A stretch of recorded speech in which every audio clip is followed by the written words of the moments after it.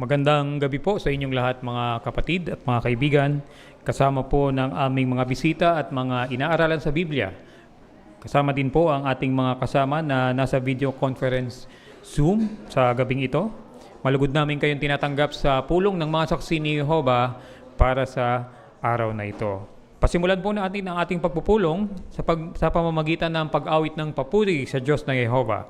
Awitin natin ang awit numero 56 na may pamagat na Manindigan ka sa katotohanan, nahalaw sa aklat ng Kawikaan, Kabanata 3, talatang 1 at 2.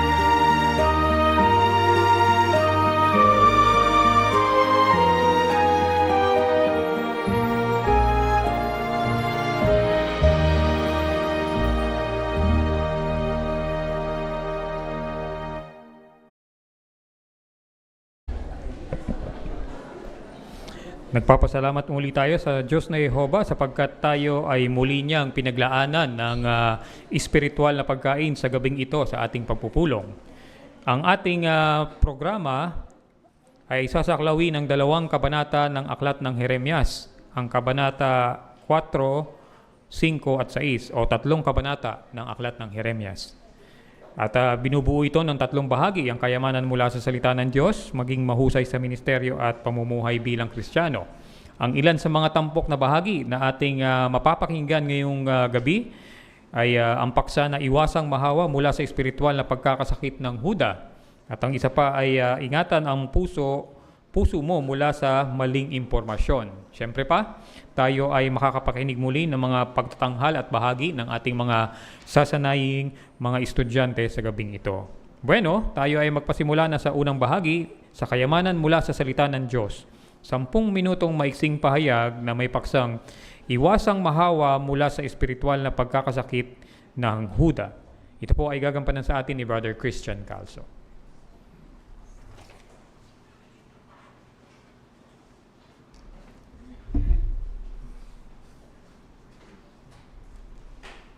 Iwasang mahawa mula sa espiritual na pagkakasakit ng Huda. Meron tayong mga tanong na sasagutin ng mga kapatid. Pwede niyong isulat to. Tapos, tingnan niyo yung mga main points, tapos isulat niyo rin. No? Ito yung mga unang tanong. Ano ba nangyari noon? Anong matututuhan natin dito? Anong kailangan natin gawin? At ano ang resulta? Yan yung mga tanong na sasagutin natin. Yung mensahe ni Jeremias ay para sa buong bansa ng Huda.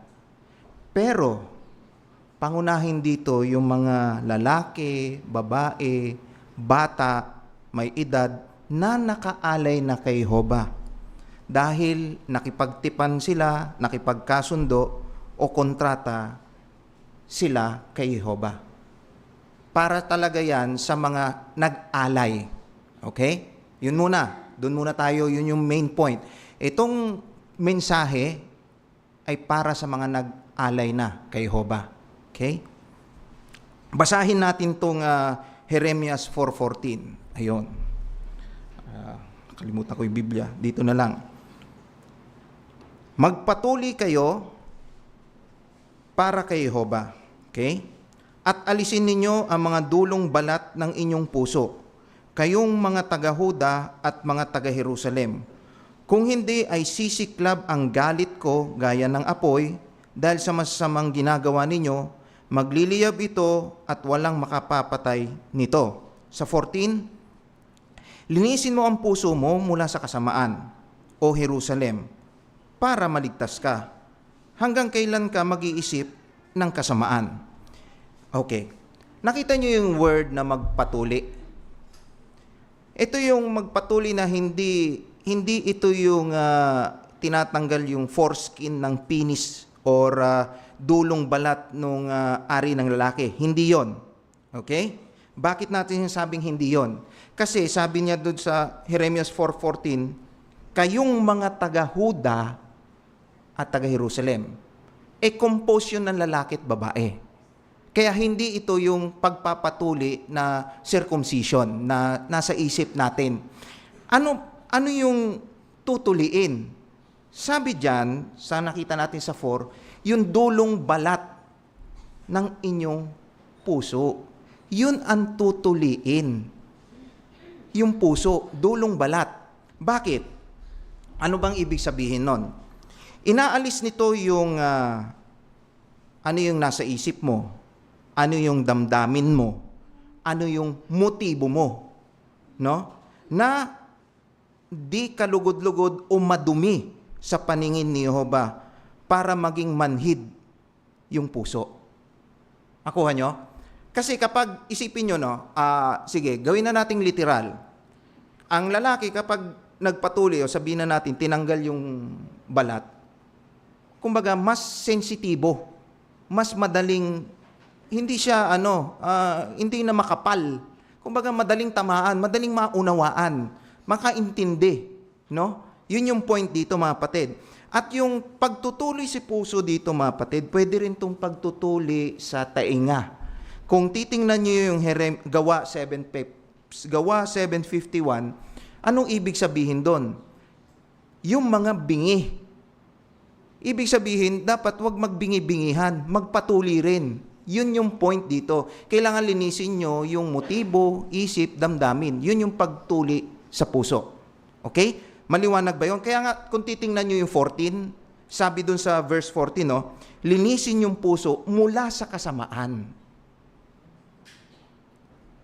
Kaya yung bansang Huda dito mismo, mga kapatid, mga rebelyoso, mga matitigas ang ulo. Kasi may kontrata sila kay Jehovah Nakipagkasundo sila Noon pa sa mga ninuno nila na si Jehovah lang ang susundin nila. Si Jehovah lang ang Diyos nila.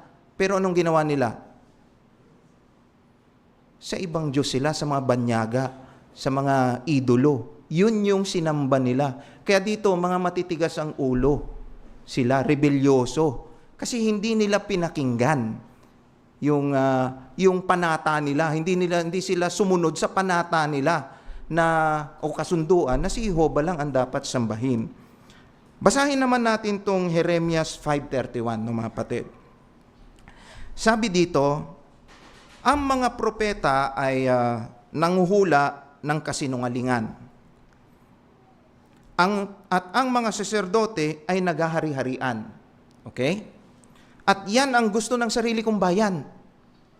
Bayan ni Jehovah, yun ang gusto. Pero anong gagawin ninyo kapag dumating na ang wakas? Okay. Anong point dito mga kapatid? Ang gusto nila, ang gusto ng mga lingkod ni Jehovah, binabaliwala nila yung gusto ni Jehovah. Yung mga sinasabi ni Jehovah, ayaw nilang marinig yon. Ang gusto nila, yung gusto nilang marinig. Nakuha nyo ba yung point dito? Mga propeta nga, ibig sabihin, iba yung pinakikinggan nila, binabaliwala nila yung gusto ni Jehovah, yung sinasabi ni Jehovah. Nakuha nyo? Okay. Para mas lalo nating mapicture, no? Pakita natin yung picture dyan, mga kapatid, yung visual aid natin. Okay. Dyan sa kaliwa, no, makikita nyo dyan yung larawan ng doktor. Siyempre, tayo, kapag may sakit, nagpapatingin sa doktor. No? Kapag ang doktor nagsabi, ito ang mga dapat mong gawin. Ito na sinabi niya. Ito yung sabi ng doktor, gawin mo to, gawin mo to, gawin mo yan. Anong gagawin mo? Pwedeng pakinggan mo, di ba? No? Pero siguro baka nag-iisip sa inyo, sige, magbigay kaya ako hanap pa ako ng second opinion.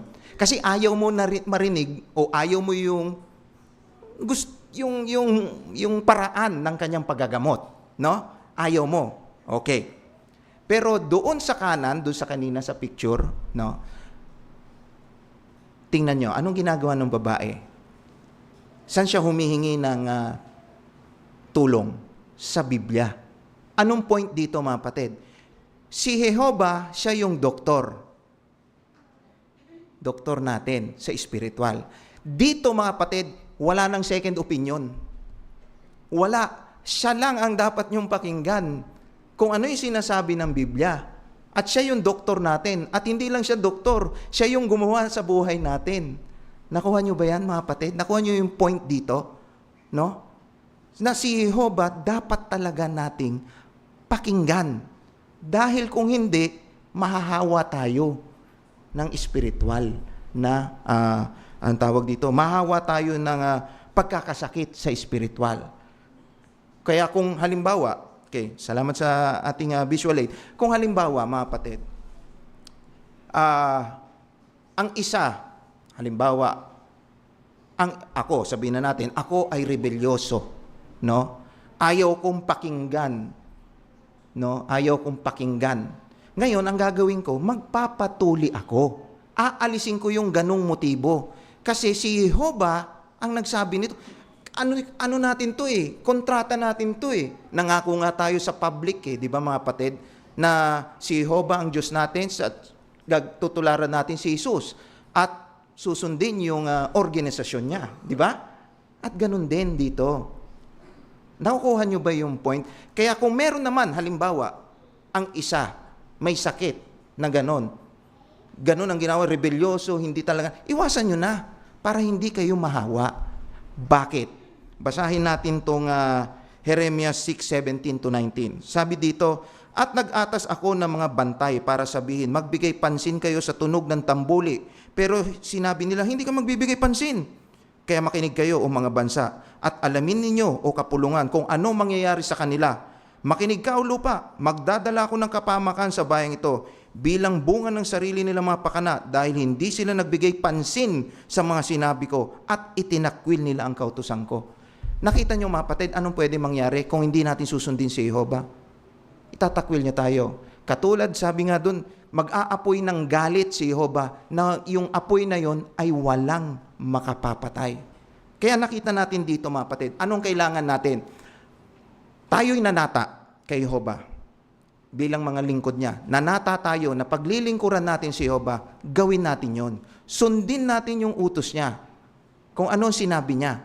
Ngayon, kung hindi natin susundin, kapahamakan. Maliwanag, para hindi tayo makahawa ng espiritual na sakit.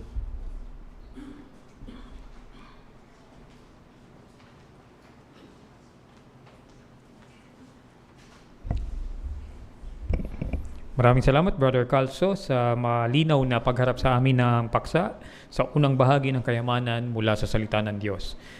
Ang ating sunod na bahagi ay 10 minutong may talakayan para sa espiritual na hiyas. Pangungunahan po sa atin ito ni Brother Ezel Magpili.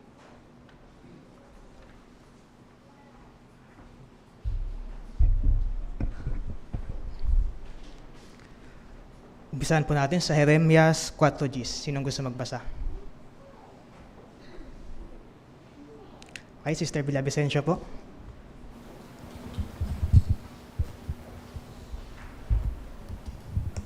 Pagkatapos ay sinabi ko, O kataas-taas ang Panginoong Jehova, talagang nilinlang mo ang bayang ito at ang Jerusalem sa pagsasabing magkakaroon kayo ng kapayapaan, samantalang ang espada ay nakatutok na sa lalamunan namin.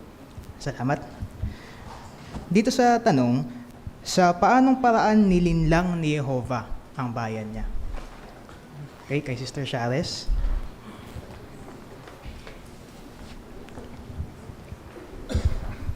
Nilinlang po sila sa paraan na hindi pinigilan ni Jehovah yung mga pekeng propeta na sabihing walang mangyayaring masama sa bansa nila, kundi magkakaroon pa nga ng kapayapaan, which is kabaliktaran po doon sa talagang pinapasabi ni Jehovah kay Jeremias na totoong mangyayari sa bayan niya. Salamat. Okay, kay Brother Umali.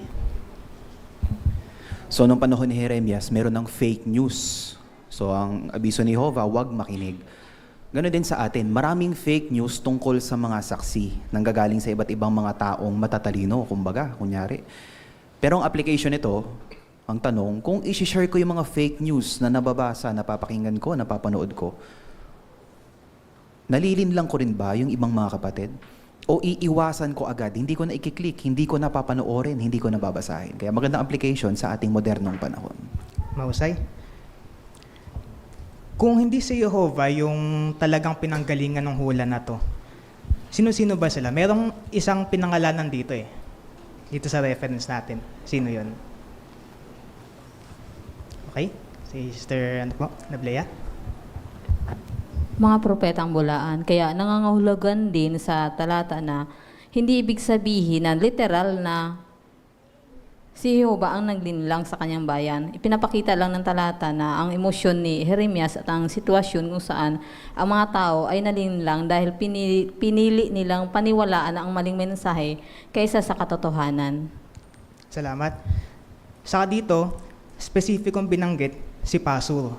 At dahil sa ginawa niya na yon, pinalsahan sila ni Jehovah at yung sambayan niya. Okay, so dito tayo sa pangalawang tanong. Sa pagbabasa ng Biblia para sa linggong ito, anong spiritual na hiyas ang natutuhan mo?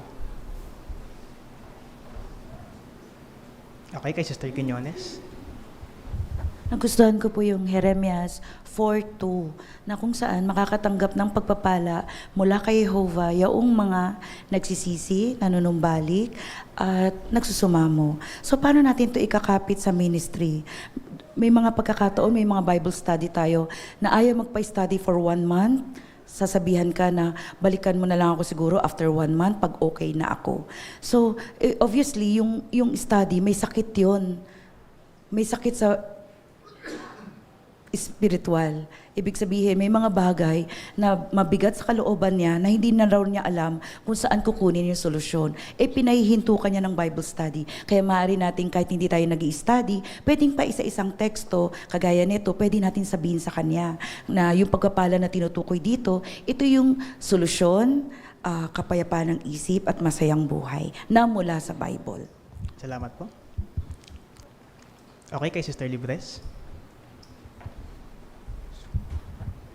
Dito sa Jeremias 4:18, sabi na, ang pag-uugali at ginagawa mo ay aanihin mo. Napakasaklap ng kapahamakang sasapit sa iyo. Ganyan ang nangyari sa Huda na bayan ng Diyos noon. Sumapit sila sa kanyang mapait na kapamakan dahil sa kanilang masamang gawain at hindi sila nakinig sa babala ni Jehovah. Ngayon yung natutunan ko sa tekstong to, yung ating mga kilos o ugali ay may mga bunga rin. Gayon din, may kaugnayan rin ito sa ating ginagawang desisyon. Kaya sa araw-araw, kasama sa panalangin ko, naggabayan ako, lagi akong gabayan ni Jehovah sa lahat ng mga desisyon ko sa bawat araw. At pag-isipan ko nung gusto ang nagiging desisyon ko bago ako kumilos. Salamat po. Okay, kay Sister Hirotani sa unahan.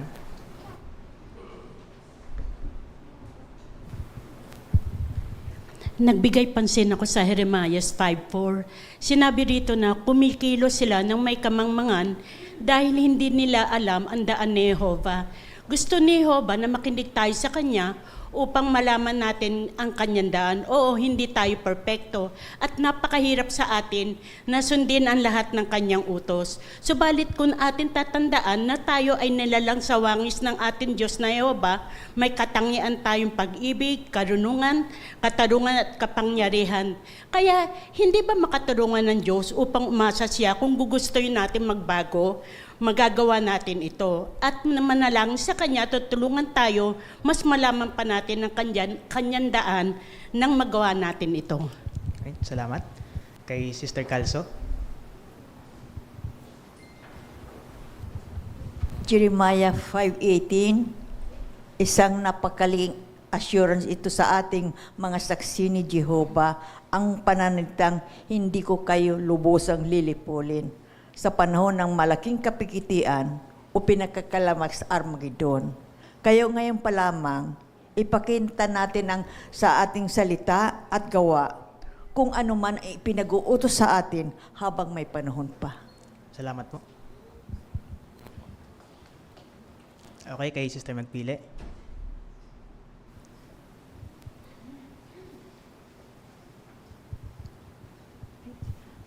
Dito po sa sa Jeremias 6:10, isang gamot po ito sa pagkabingi sa ministeryo.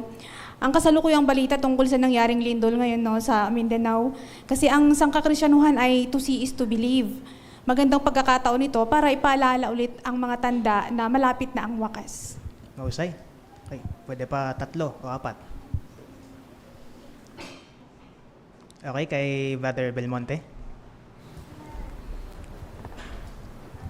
Sa Jeremias 4:10 po, nagustuhan ko yung motibo ni Jeremias sa pangangaral.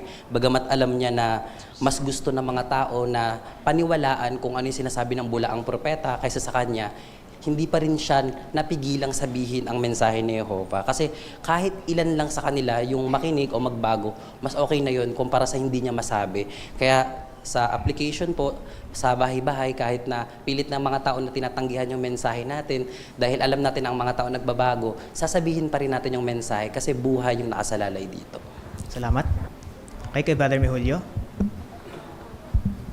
Sa Jeremias 6:16, ang sabi, tumayo kayo sa sangandaan at magmasid, magtanong kayo kung nasaan ang sinaunang mga landas, magtanong kayo kung nasaan ang magandang daan at lumakad kayo doon. Sa teksto, pinapayuhan ni Jehovah yung mga Suail na Israel na manumbalik kasi dumadaan na sila sa maling daan at pinapag-usapan sila na bumalik doon sa magandang daan na nilakaran ng kanilang mga ninuno. At yun ang tama.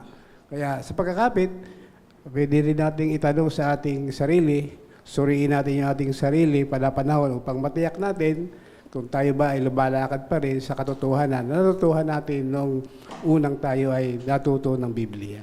Salamat po. Okay, kay Brother Atamosa.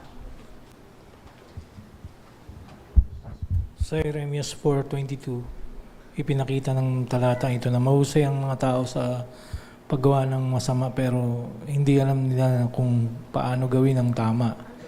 Ipinapaalala nito sa akin na hindi sapat ang kakayahan ko lang kung hindi gamit ko ang aking buong makaya para mapalugdan si Jehovah at hindi ang maaaring magpahina sa aking espiritualidad. Salamat po. Okay, kay Sister Tamosa.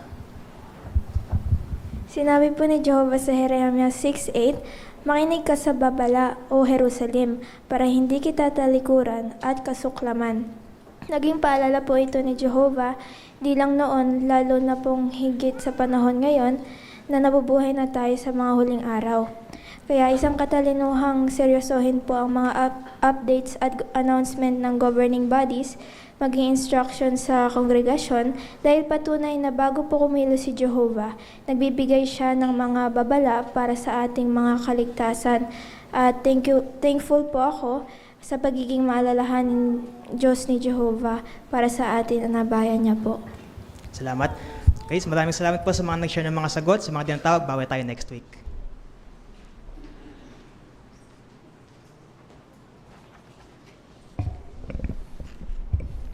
Maraming salamat, Brother Magpili, sa pangungunan ng talakayan sa espiritual na hiyas.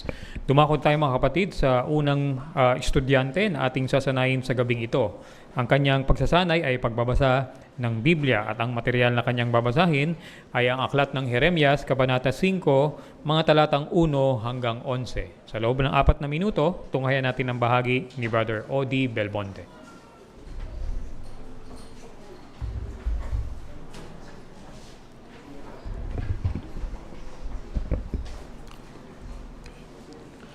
Lumibot kayo sa mga lansangan ng Jerusalem. Magmasid kayo at magbigay pansin. Sayurin ninyo ang kanyang mga liwasan at tignan ninyo kung may makikita kayong taong makatarungan at nagsisikap maging tapat. At patatawarin ko ang lungsod na ito. Sinasabi nila, isinusumpa ko kung paanong buhay si Jehovah. Pero sumusumpa pa rin sila ng may kasinungalingan. O Jehovah, hindi ba katapatan ang hinahanap mo? Sinaktan mo sila, pero wala itong epekto sa kanila. Nilipol mo sila, pero hindi pa rin sila natuto. Ginawa nilang matigas pa sa bato ang mukha nila at ayaw nilang manumbalik. Pero naisip ko, malamang na ito ang mga dukha. Kumikilos sila ng may kamangmangan dahil hindi nila alam ang daan ni Jehovah, ang hatol ng Diyos nila. Pupuntahan ko ang mga pinuno at makikipag-usap ako sa kanila. Tiyak na magbibigay pansin sila sa daan ni Jehovah, sa hatol ng kanilang Diyos. Pero binali nilang lahat ang pamatok at nilagot ang mga panali. Kaya isang leon mula sa kagubatan ang sumasalakay sa kanila. Isang lobo mula sa mga tigang na kapatagan ang patuloy na lumalapa sa kanila. Isang leopardo ang laging nakaabang sa mga lunsod nila. Ang sino mang lumabas sa mga ito ay nagkakaluray-luray dahil marami silang kasalanan. Palagi silang nagtataksil. Paano kita mapapatawad sa ginawa mo? Iniwan ako ng mga anak mo at nananata sila sa hindi naman Diyos. Ibinigay ko ang mga kailangan nila, pero patuloy silang nangangalunya at dumaragsa sila sa bahay ng babaeng bayaran. Gaya sila ng mga kabayong sabik at puno ng pagnanasa. Bawat isa ay humahalinghing sa asawa ng iba. Hindi ba dapat silang managot sa lahat ng ito? Ang sabi ni Jehovah. Hindi ba dapat kong ipaghiganti ang sarili ko sa ganyang bansa? Pasukin ninyo ang ubasan niya at sirain iyon, pero huwag ninyong wasakin ng lubusan. Putulin mo ang kanyang mga bagong tubong sanga dahil hindi kay Jehovah ang mga iyon. Dahil ang sambahayan ng Israel at sambahayan ng Huda ay labis na nagtaksil sa akin, ang sabi ni Jehovah.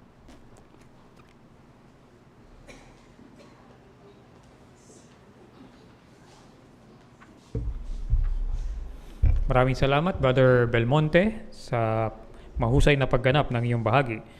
Si Brother Belmonte ay sinasanay natin sa Aralin 5 na tumpak na pagbabasa. At nais nating idiin yung ikalawang bullet, bigkasin ng tama ang bawat salita. Paano ba makakatulong ito para tama yung pagkakabasa natin dun sa mga salita o dun sa material na ating binabasa? Bueno, sa bahagi ni Brother Belmonte, nakita natin na binigyan pansin niya yung mga bantas dun sa isang salita para mabigkas niya na ito ng tama. Halimbawa, yung salitang buhay dun sa talatang 2. O pagka hindi natin sinunod yung bantas doon, maaaring mabigkas natin ng mali yung salitang buhay. baka ang mabasa natin ay buhay. So mag-iiba na yung diwa ng ating binabasa. Kaya mahalaga na dapat ay mabasa natin ng tumpak yung mga salita na ating binabasa. So sa kabuuan, Brother Belmonte, salamat at mahusay ang iyong pagganap sa bahagi mo. Ang sunod na bahagi natin ay, ang sunod na bahagi ng ating pagpupulong, ang maging mahusay sa ministeryo, ay magkakaroon ng 4 na bahagi. Ang unang bahagi ay pagpapasimula ng pakikipag-usap. Ang kanilang setting po ay pampublikong pagpapatotoo. Sa loob ng 2 minuto, tunghayan po natin ang bahagi ni Sister Joy Vasquez kasama si Sister Raquel Alimanio. Hi ate, kamusta po? Okay lang naman. Bakit? Napansin ko lang po na medyo problemado po kayo sa pinapakinggan ninyo sa cellphone po ninyo. Ay, oo nga. Tungkol kasi ito sa pagtaas po ng mga bilihin, krimen at kaguluhan sa bansa natin. Opo, tama po kayo ate na puro negatives na lang po yung naririnig natin sa ngayon. Ngayon naman po gusto kong mag-share sa inyo ng isang good news naman po. Alam niyo po ba na kahit na puro paghihirap yung nararanasan natin sa ngayon ay nagmamalasakit pa rin po ang Diyos sa atin? Ay, alam ko naman yan. Pero minsan naman nawawala din ako ng pag-asa. Opo, ganyan nga po yung nararamdaman ng mga tao sa ngayon. Kaya gusto ko po sanang i-share sa inyo yung isang Bible text sa Bible sa 1 Pedro 5:7. Ito po yung sabi, habang inihahagis ninyo sa Kanya ang lahat ng inyong alalahanin dahil nagmamalasakit siya sa inyo. Tama naman binasa mo. Alam mo ba, naranasan ko din yan. Nananalangin ako sa Diyos kapag kailangan ko ng tulong, pero talaga po nga pinapakinggan naman po yung pagbabasa ko. Tama po yung ginagawa po ninyo ate. At talagang wag talaga tayong mawala ng pag-asa dahil darating po yung panahon na gaganda lalo yung paligid natin o yung bansa natin. Ako nga rin po pala si Joy. Ano pong pwedeng itawag sa inyo? Ako pala si Raquel. Hingiin ko na lang po yung phone number ninyo para next time po send po ako sa inyo ng mga link. Galing naman po sa Bible text namin. Sige. Thank you po. Salamat Sister Vasquez at sa iyong may bahay, Sister Alimanio. Si Sister Vasquez ay sinasanay natin sa Aralin 1, point number 3 ng ating brochure na mahalin ang mga tao. Ito po ay under ng natural. Ang kanyang bahagi ay tungkol sa pagiging mapagmasid. So sa bahagi ni Sister Vasquez, nakita natin na talagang nag-observe muna siya doon sa kanyang may bahay. Marahil ang pinansin niya ay yung kanyang ekspresyon ng mukha para maintindihan niya kung ano talaga yung nararamdaman ng kanyang kausap. At tama nga, nag-aalala yung kanyang kausap. Bakit mahalaga iyon? Kasi kung alam natin kung ano yung nararamdaman o yung ekspresyon o yung iniisip, nababasa natin yung iniisip ng kausap natin dahil sa kanyang ekspresyon ng mukha, alam natin kung ano yung paksang pwede nating iharap sa kanya o mga teksto sa Biblia na maaari nating basahin. Salamat Sister Vasquez sa mahusay na pagganap ng iyong bahagi. Ang sunod na may bahagi natin ay muli ay pakikipag-usap, pagpapasimula ng pakikipag-usap at ang setting naman nila ay bahay-bahay. Sa loob ng 2 minutes, tunghayan natin ang bahagi ni Sister Monique Layaw kasama si Sister Sara Labitad. Hello po, magandang umaga. Ako nga po pala si Monique, isa sa mga saksi ni Jehovah. Gusto ko lang po sanang ibagi sa inyo itong maikling babasahin sa Biblia patungkol po sa pagdurusa. Alam ko po lahat tayo nakakaranas nito. Pasensya ka na. Busy kasi ako, nanonood ako ng ganap sa Senado, di ba? Nakikita mo sa news yung second faction ng senators nagaganap na naman ng hearing imbis na magkaisa sila para sa ikabubuti ng bansa. Magulo sila, wala silang, parang sarili lang nila ang kanilang habol. Oo nga po, talagang usapan din yan sa social media. Lahat ng tao talagang disappointed at nawalan na ng pag-asa na magkakaroon pa ng kaayusan itong gobyerno natin. Pero alam niyo po ba, Ate Sara, na posible pa pong maging mas maayos ang kalagayan ng gobyerno natin ngayon. Pero sa ilalim na po ito ng kaharian ng Diyos. Kaharian ng Diyos? Paano mangyari yun? Okay lang po ba na ipabasa ko sa inyo kung anong sinasabi ng Biblia dito sa Daniel 2 verse 44? Ayan. Eto pa. Okay. Sa panahon ng mga haring iyon, ang Diyos ng langit ay magtatatag ng isang kaharian na hindi mawawasak kailanman. At ang kahariang ito ay hindi ibibigay sa ibang bayan.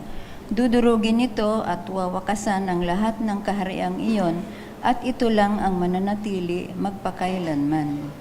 Salamat po sa malinaw na pagbasa.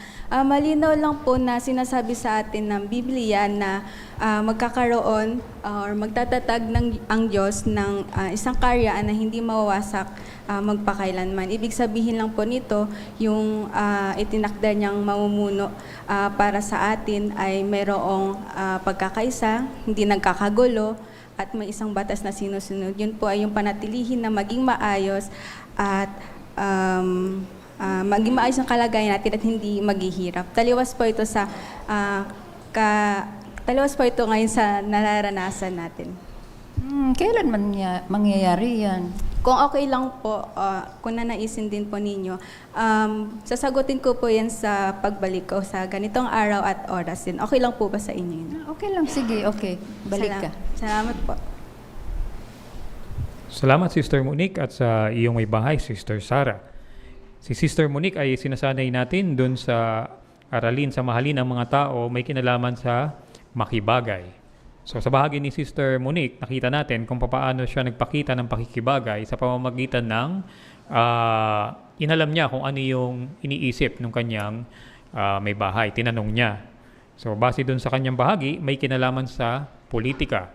Yung iniisip o nais ipakipag-usap ng may bahay.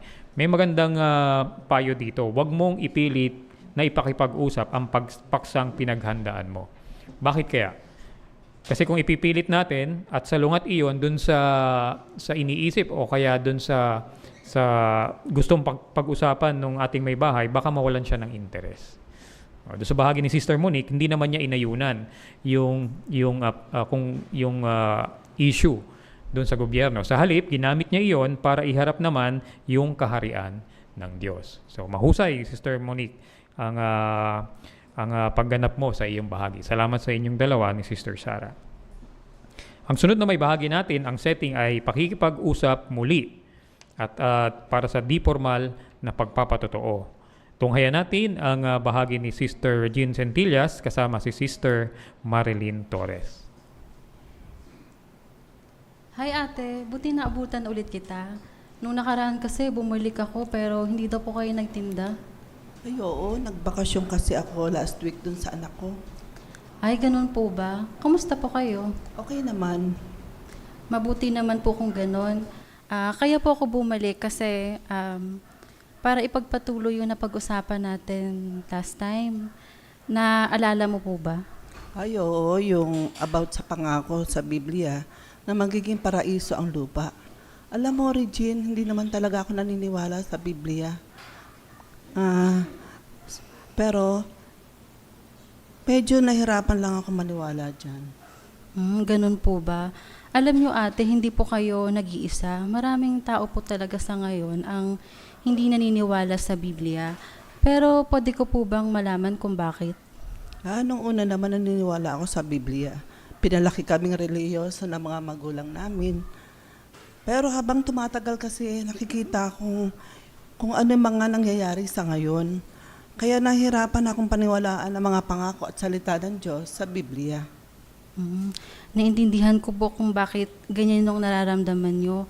Talagang malaki yung epekto ng mga nangyayari sa buhay natin kung bakit nahihirapan tayong paniwalaan yung salita ng Diyos.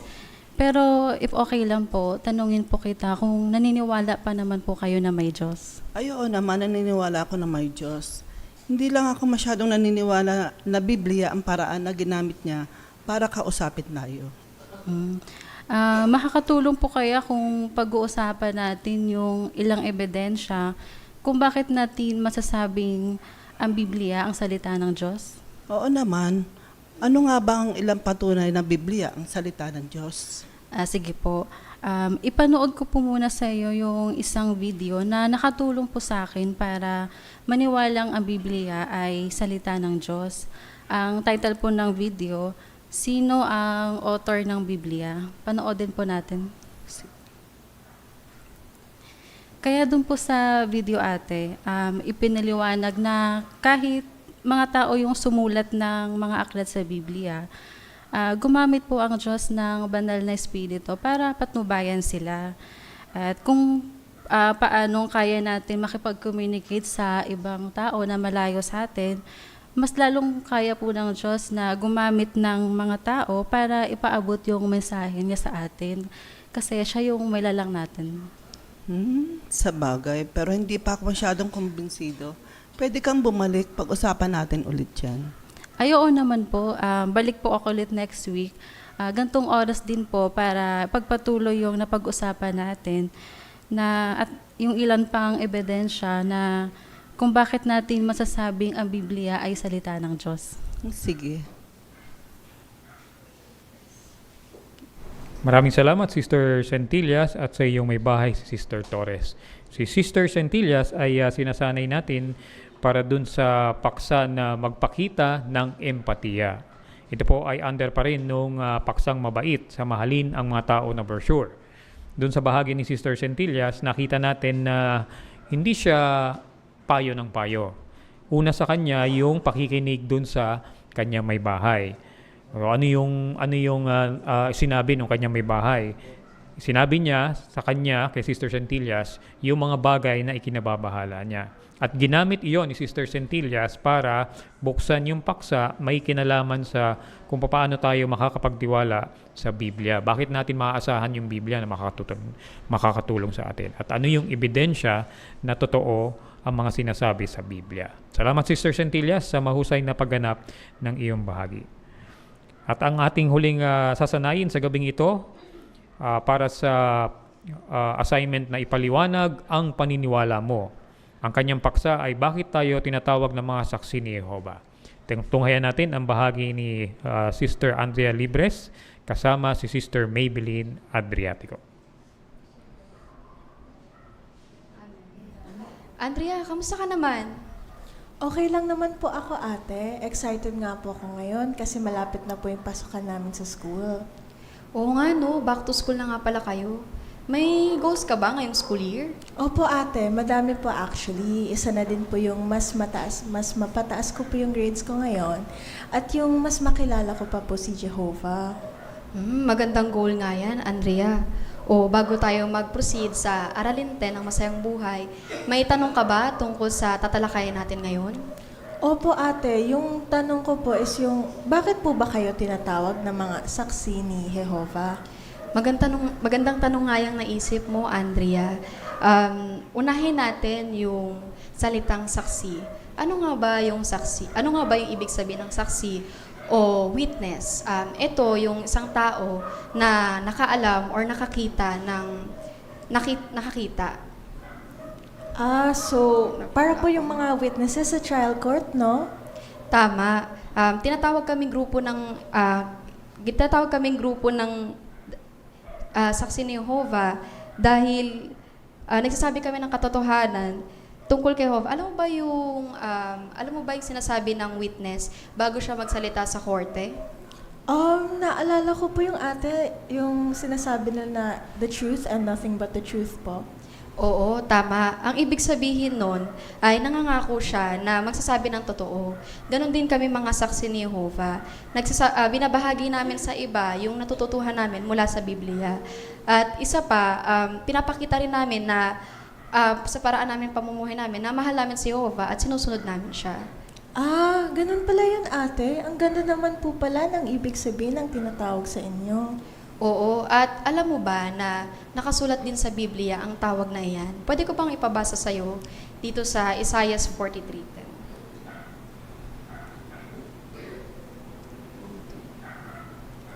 Sabi daw po dito ate na kayo ang mga saksi ko, ang sabi ni Jehovah. Oo, ang lingkod ko na aking pinili para makilala ninyo ako at manampalataya kayo sa akin at maunawaan ninyo na hindi ako nagbabago.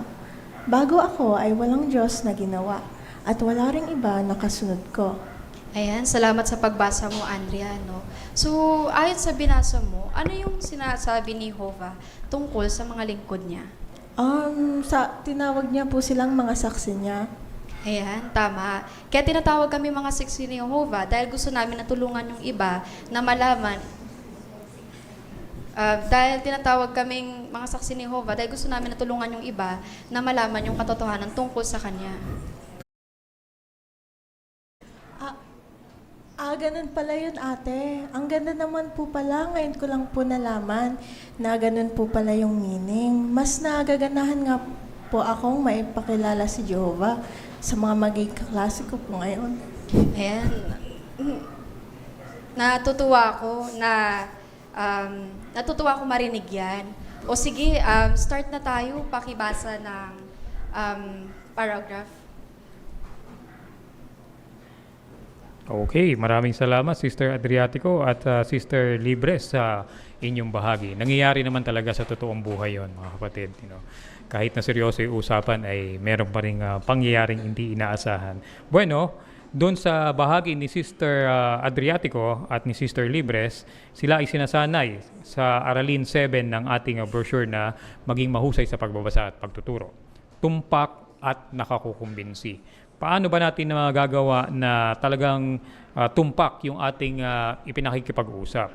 May mga payo dito sa ating brochure. Una, gumamit ng mapagkakatiwalaang referensya.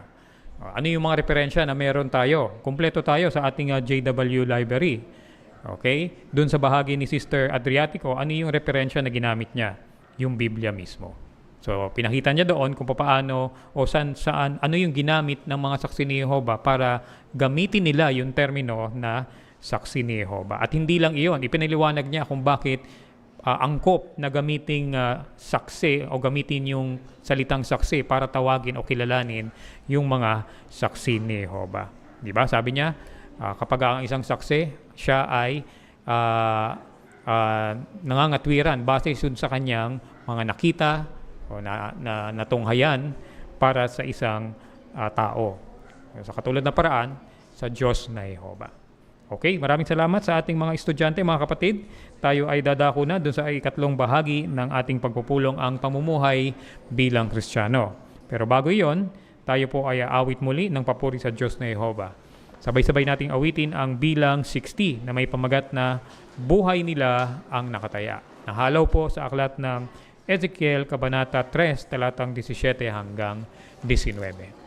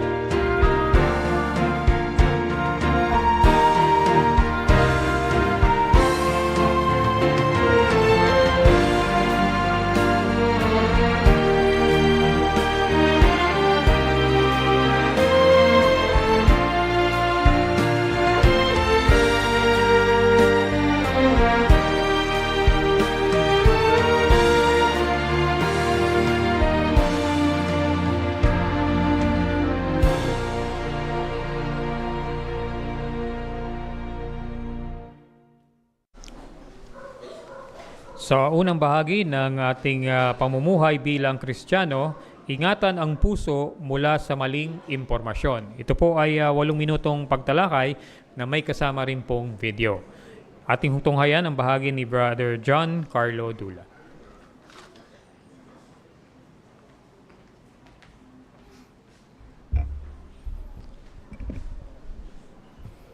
Sa panahon ngayon ng modern technology, napakadali na nga makakuha ng impormasyon.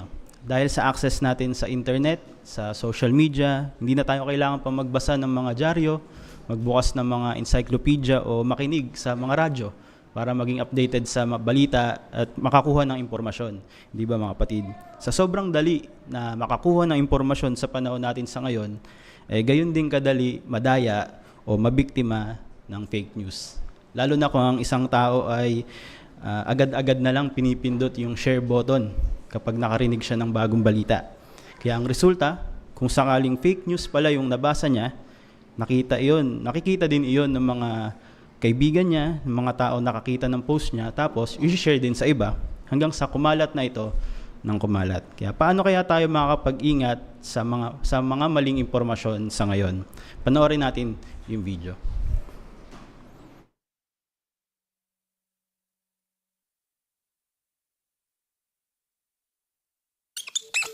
Sa ngayon, kaliwat kanan ang mga impormasyong ibinabato sa atin. Okay lang naman na updated ka. Kaya lang, hindi lahat ng impormasyong malalaman mo totoo. Yung ilan kasi, maling impormasyon. Gaya ng mga opinyon, hindi kumpletong impormasyon, conspiracy theory, at mga kasinungalingan pa nga na pinagmumukhang totoo. Bakit kailangang mag-ingat mula sa maling impormasyon? Kasi napakadelikado nito. Baka makagawa ka ng maling desisyon dahil dito, o baka baliwalain mo ang mga babala. Kaya paano ka mag-iingat mula sa mga maling impormasyon? Sinasabi ng Biblia sa Job 12:11 na dapat nating subukin ng mga salita kung paanong nilalasahan ng dila ang pagkain. Kapag may tinitikman kang pagkain at ang sama ng lasa nun, hindi ba't inululuwa mo yon? Ganyan din sa impormasyon. Bago mo ito paniwalaan o ipasa sa iba, pag-isipan mo muna ang 2 bagay na ito. Una, saan galing ang impormasyong natanggap mo? Alam mo ba ang original source ng impormasyong yon? Huwag magpadaya sa nakikita mo. May mga post online na mukhang mapagkakatiwalaan. Pero baka inuulit lang nung nag-post kung ano yung narinig niya. O nagbibigay lang siya ng sariling opinyon. Tapos ngayon, dahil sa teknolohiya, meron na ring tinatawag na deepfake. Gamit ito, kaya nang pagpalitin ang muka at boses ng mga tao sa video para gumawa ng fake news. Kaya kahit ilang beses mo nang naririnig ang isang balita, sundin mo pa rin ang sinasabi sa unang Tesalonica 5:21 na tiyakin ang lahat ng bagay. Tingnan mo ang sinasabi ng ibang source para malaman kung tama ang impormasyong nakuha mo. Pangalawa, para saan ang impormasyon? Para ba magbigay ng detalyadong balita o may gusto lang itong palitawin? May ilang balita na nagpo-focus lang sa ilang detalye at binabaliwala ang ibang impormasyon. Ginagawa nila yon para baguhin ang opinyon mo. Ang iba naman ay conspiracy theory. Sinasabing may mga grupo na nagsasabwatan at sila ang may kagagawa ng isang masaklap na pangyayari. Ginawa ang mga yon para magalit at mawala ang tiwala ng mga tao sa isang grupo. Napakabilis nitong kumalat gaya ng wildfire. Pero tandaan, mga tsorya lang ang mga yon at hindi pa napapatunayan. At kung minsan, gawa-gawa lang ang mga ito. Kaya huwag kang magpapadaya. Pero bago mo ubusin ang oras at lakas mo sa pagre-research, magandang pag-isipan ang tanong na ito. Kailangan ko ba talaga ang impormasyong ito? Minsan, may mga balita na hindi naman talaga mahalaga, pero ginagawa nilang headline. Kung aalamin mo ang lahat ng impormasyon, baka mapagod ka lang. At may stress pa nga sa mga gawa-gawang balita. Kaya ano ang pwede mong gawin? Makakatulong kung i-off ang ilang notification sa gadget mo at i-search lang ang mga impormasyon na kailangan mo. Pero kahit offline ka, pwede pa ring makarating sa'yo ang maling impormasyon. Kahit maganda ang intensyon ng mga kaibigan mo, posibleng inuulit lang nila ang mga narinig nila. Kaya kapag may nabasa ka, may sinabi sa'yo ang iba, o kung may finorward sa'yo ang mga kaibigan mo, tandaan ang sinasabi sa Kawikaan 14:15. Pinaniniwalaan ng walang karanasan ang lahat ng naririnig niya. Pero pinag-iisipan ng marunong ang bawat hakbang niya. Kaya huwag basta-basta maniniwala sa lahat ng naririnig mo. Pero hindi ibig sabihin ito na wala na tayong papaniwalaan. Kapag nag-aalala ka o nagdududa sa impormasyong nalaman mo, pwede kang magtanong sa pinagkakatiwalaan mo. Yung isa na makaranasan at makakatulong sa iyo na malaman ang totoo. Kung aalamin mo ang source ng mga impormasyong nalaman mo, kung pag-iisipan mo kung para saan ang mga ito, at kung hindi ka magpapastress sa mga balitang hindi naman talaga mahalaga, makakagawa ka ng tamang desisyon at maiingatan mo ang sarili mo mula sa maling impormasyon.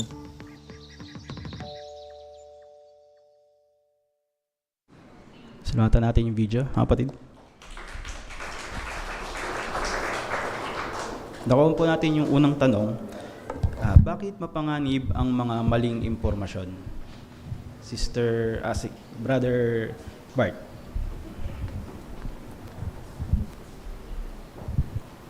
Sinabi po sa Kawikaan 4:15 na lumayo ka roon, kaya dapat mag-ingat po tayo sa mga maling information kasi pwede po tayo nito madala at mapahamak. Napakadelikado ng maling impormasyon. Dito tayo sa ikalawang tanong. Ano ang deepfake technology at bakit kailangang alam natin ang nagagawa nito? Sister Calso? Gumagamit na papalitan ang mukha at boses para gumamit ng fake news. Sa gayon, yun ang pininiwalaan ng isang balita. Ayon sa 1 Thessalonians 5:21, tiyakin ang lahat ng bagay.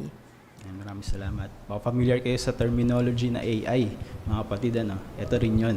Ginagamit ng mga masasamang tao na mayroong masamang motibo.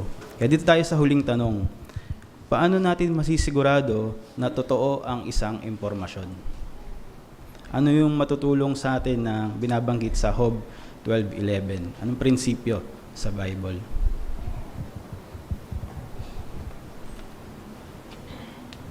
Sister CK? Masisigurado nating totoo ang isang impormasyon kung aalamin natin yung pinagkunan noon o yung source noon. Tandaan natin, gaya na nabanggit kanina, na kung galing ito sa salita ni Jehovah, sigurado pagtiyak yun ng katotohanan. Pero pag wala lahat doon, sigurado scam yun or kasinungalingan yun. Kaya bilang konklusyon, mga kapatid, maganda pag-isipan yung mga tanong na ito. Tinatanggap ko lang ba ang isang impormasyon na gusto kong paniwalaan? O tinitiyak ko muna kung totoo ito, gusto ko man ito o hindi. Sa paggawa nga nito, makakapag-ingat tayo na makarinig ng mga maling impormasyon at may ingatan din na maikalat ito sa ibang makakarinig.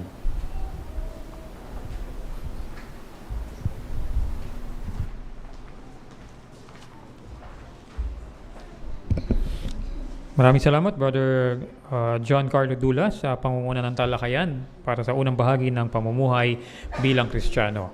Ang sunod na bahagi po natin ay lokal na pangangailangan at ang paksa po ay tulungan ang Bible study na umabot ng tunguhin na maging unbaptized publisher, mag-alay at magpabautismo. Ihaharap po sa atin ito ni Brother Ezekiel Magpili.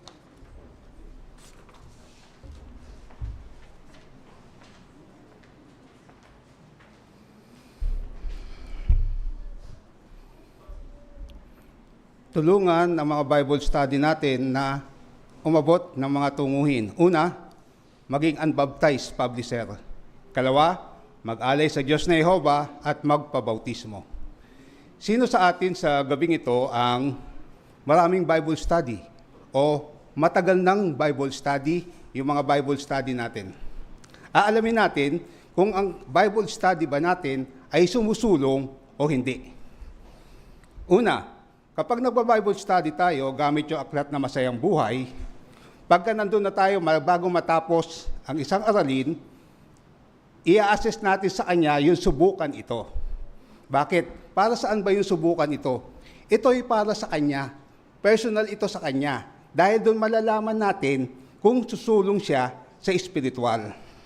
Ikalawa, tulungan natin siya na tanungin natin, lalo na ng kanyang Bible teacher, kung ano ba talaga tunguhin niya. Tunguhin niya ba talaga maging isang saksi ni Jehovah? Ikatlo, kung may nakita tayo na pagsulong na nagagawa niya, komendahan natin siya. Para hindi naman siya masiraan ng loob. Uy, ang galing mo, sumusulong ka na, marami ka nang natututuhan. Tayo bilang mga tunay na Kristiyano, ang tawag sa atin ay Kristiyano, hindi Christian. Kaya pagka ang isa ay naging tunay na mga Kristiyano, siyempre susunod na siya sa mga tagubilin ng samahan at bilang isang lingkod na ni Jehovah. Paano naman kung nakikita natin na napapansin natin na parang may pumipigil sa Bible study ko na hindi sumulong? Ano ang dapat natin gawin? Lahat tayo merong papel para mapasulong yung Bible study, para sumulong ito para maging unbaptized publisher. At ang higit na makakaalam dito, walang iba kundi yung kanyang Bible teacher. Siya ang higit na nakakaalam kung ang kanyang Bible student ay sumusulong o hindi. Ano pa dapat natin gawin? Alamin natin kung bakit ba itong Bible study ko parang hindi nagkakapit ng mga natututuhan niya. Meron kaya nakakahadlang sa kanya? Dito papasok yung personal na tanong niya sa kanyang Bible study. Hindi lang yun, pwede siya magsama ng mga iba sa mga Bible study na samahan siya ng iba't ibang mga kapatid na mag-Bible study sa kanya. Huwag niyang solohin kasi makakakuha siya ng ibang ideya doon sa mga kapatid na matagal na din na nagbabible study.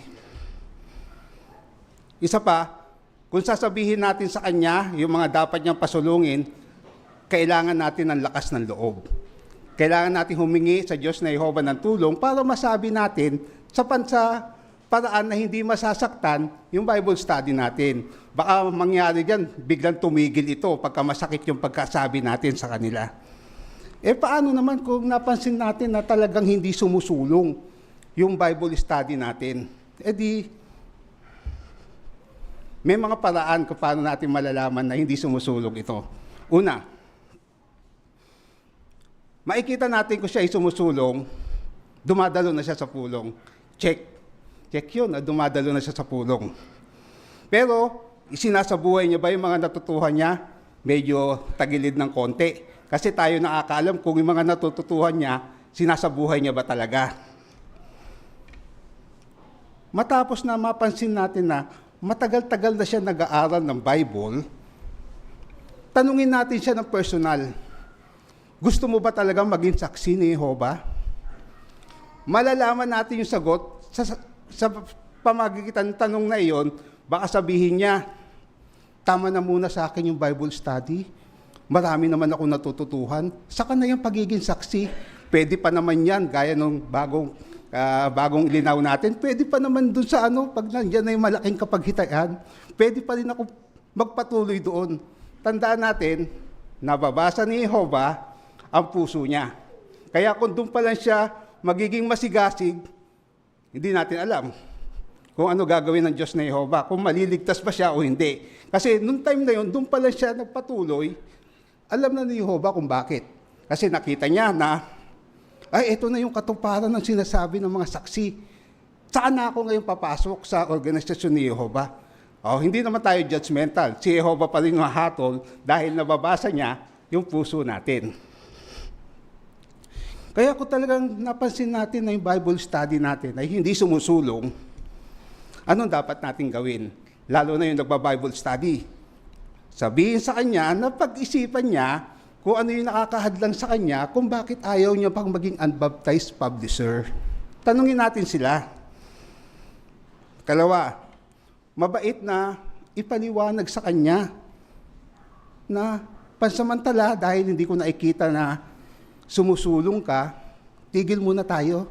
Hindi masama na itigil muna natin yung pagba-Bible study sa kanya. Kasi sinusunod natin yung unang Korinto 9:26. Pasiyo, basahin natin. Kaya nga, hindi ako tumatakbo ng walang patutunguhan. Hindi ako sumusuntok sa paraang sumusuntok sa hangin. Huwag natin aksayahin yung oras natin sa hindi masulong na Bible study. Isa pa, alamin din natin kung ano talaga yung motibo niya, kung bakit nagpapatuloy ito sa Bible study. At alamin din na Bible study sa kanya kung ano yung motibo niya, kung bakit patuloy pa siya nagba-Bible study doon. Baka pareho sila naggagamitan. Hindi natin alam. Kaya bilang uling teksto, basahin natin yun. Kawikaan 16:2. Ganito sabi, ang lahat ng lakad ng tao ay tama sa paningin niya, pero sinusuri ni Jehova ang mga motibo. Kaya alam ni Jehova kung ano ang motibo natin, kung nagba-Bible study ba tayo, at kung yung bina-Bible study natin, alam niya rin kung anong motibo noon.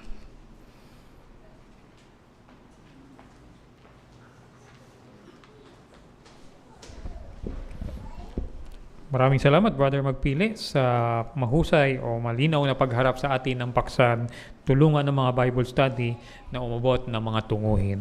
Dumako na tayo mga kapatid sa ating huling bahagi ng pamumuhay bilang Kristiyano, ang pag-aaral ng kongregasyon sa Biblia.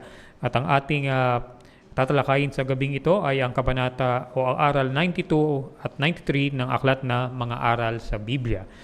Ito po, ang ating conductor ay si Brother Danilo Calso, kasama niya si Brother Brian Jacinto para sa tagbabasa.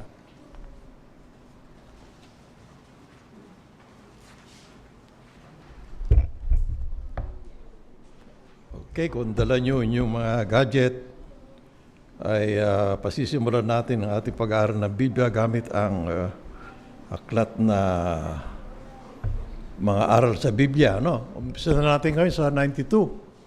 Subaybayan natin si Brother Brian na siyang tagabasa natin. Ilang araw, matapos magpakita si Jesus sa mga apostol, nagpa siya si Pedro na mangisda sa lawa ng Galilea. Sumama sa kanya sina Tomas, Santiago, Juan at iba pang alagad. Buong gabi silang nangisda, pero wala silang nahuli. Kinaumagahan, may nakita silang lalaking nakatayo sa dalampasigan. Sumigaw ang lalaki, "May huli ba kayo?" Sinabi nila, "Wala."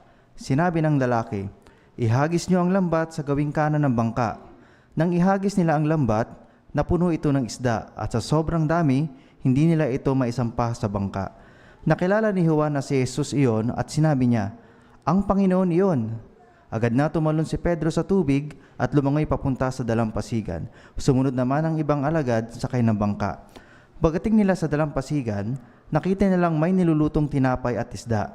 Sinabi ni Jesus sa kanila na kumuha ng isdang nahuli nila para idagdag sa pagkain. Tapos, sinabi niya, "Tara, mag-almusal tayo."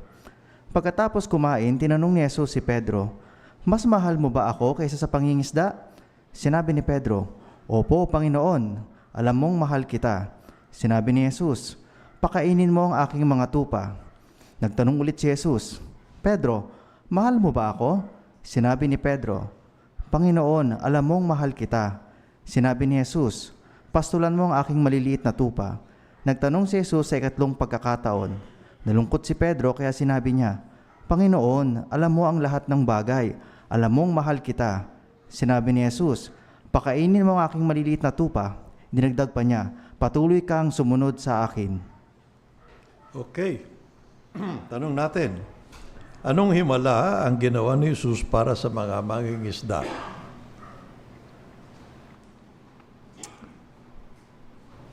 Okay. So, nais na sumagot mga kapatid. Kaya wala rito sa Zoom. O dito na lang sa Sister Irene Atamosa, please. Tinulungan po ni Jesus ang mga alagad na makahuli ng napakaraming isda. Matapos sila mangisda ng buong gabi, pero wala po silang nahuli. Pero nang sundin nila ang sinabi ng Panginoon na ihagis po ulit yung lambat, dun po napuno ng maraming isda. Yan. Okay, good. Ngayon, bakit kaya 3 beses na tinanong ni Jesus si Pedro, mahal mo ba ako? Sister Lara, please. Para nga po bigyan siya ng pagkakataon na mapatunayan yung pagmamahal niya kay Jesus sa harap ng kasamahan niya ng 3 beses kung paano 3 beses niyang itinanggi ito noon. Ayun, ganda ng sagot, ano? O ngayon, tingnan natin, ano, ha? Tandaan natin, 3 beses itinatwa ni Pedro si Jesus, ano? Kaya dito, binigyan ni Jesus ng pagkakataon si Pedro ng 3 pagkakataon para tiyakin na mahal niya ang Panginoon. Ngayon, anong aral doon? No? Okay, Sister Erin. Yung aral po para dito, si Jesus hindi tumitingin sa kainaan po natin, tumitingin po siya sa potensyal ng isa. Okay, good. Alright, so ano pa? Halimbawa, alam natin si Jesus nasaktan na ni Pedro, di ba? Sinong lumapit sa kanya? Si Pedro kasi talagang kinela siya 3 beses, no? Brother Rizal, nagtatas ba kayo? Okay, Brother Rizal. Siyempre si Jesus ang lumapit kasi napagkabuhay niya muli. Una niyang pinuntahan si Pedro. Katunayan, itong pagkikita nila, 3 beses na to itong settings na to. Kaya dito pinapakita ni Jesus kung gaano kahalaga sa kanya si Pedro kahit na ito ay nagkasala sa kanya. Ayun, oo. Ngayon, paano natin kakapit ito? No? Halimbawa, may nakasakit sa atin. No? O, sino mag-initiate? Ano? Para, ano gagawin natin, mga kapatid? Paano natin tutularan ng Panginoong Isus dyan? Meron ba? Wala sa Zoom, dito na lang, sa hall. Brother Arjona? Sa ganung kalagayan, depende kung sinong matured, sinong gustong tumulad kay Jesus. Pwede naman ang isa, kung hindi yung nagkasalang, hindi lumapit, pwede naman yung ipaalam. No? Kapatid, meron kayata nga sa akin, gusto kong maayos tayo sa ganung sitwasyon. So, kung gusto nating tularan ng Panginoon Jesus, ay tayong mag-initiate. Ayan, tama, no? So, okay. Parang bibigyan mo rin siya ng pagkakataon. No? Bigyan mo paliwanag niya rin kung bakit siya nasaktan. Yan. So ano layunin mo? Bakit gusto mo mag-initiate na sabihin sa kanya yung ano? Bakit? Ano ba layunin natin? Kung bakit gusto natin, kumbaga ano ba? Mapanatiling ano? Sister Asiares. Ang motive po talaga dapat natin is maayos yung kaugnayan natin kay Jehovah at sa iba. Kino-confront natin o dapat tayo talaga makipag-ayos para hindi patunayan kung sino yung mali. Kundi ang pinakamahalaga, yung kapayapaan ng mga kapatid. Oo, Brother Tom.